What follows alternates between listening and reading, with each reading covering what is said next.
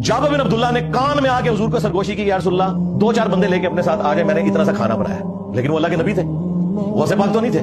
नबी इस्लाम ने उसी time announcement की कि आज सब लोग जाबिर बिन अब्दुल्लाह के घर जाएंगे, हमारी दावत है। अब जाबिर बिन अब्दुल्लाह परेशान हो गए कि मैं खाना तो जो है वो 8-10 बंदों का है। तो नबी इस्लाम ने उसी वक्त फरमाया कि जाबिर, मेरे आने तक तुमने हंडिया को चूल्हे से नहीं उतारना और रोटियां पकानी नहीं शुरू करनी, सिर्फ आटा गूंद के रखना है। नबी इस्लाम तशरीफ लाए, आपने दुआ फरमाई, अपना लुआब दहन मुबारक उस हंडिया में डाला और आटे में डाला और फरमाया कि तुमने इस हंडिया में से बस सालन निकालते रहना है, और ये जो आटा है इसके ऊपर से कपड़ा नहीं हटाना, इसमें से आटा निकाल के रोटियां पकाते रहना है। सरकार 10 बंदों का खाना था, 100 बंदों ने नहीं खाया, 1000 साहबा ने वो इतना सा खाना खाया। और जाबिर बिन अब्दुल्लाह कहते हैं कि जब नबी सल्लल्लाहु अलैहि वसल्लम वापस तशरीफ ले गए, हमने जब हंडिया हटा के देखी उतनी थी जितनी के पकाई गई थी, और आटा भी उतना ही था जितना कि हमने गूंदा था। वो जाबिर बिन अब्दुल्लाह ने रसूलुल्लाह को नहीं खिलाया, अल्लाह ने अपने नबी के जरिए सहाबा किराम को खिलाया था।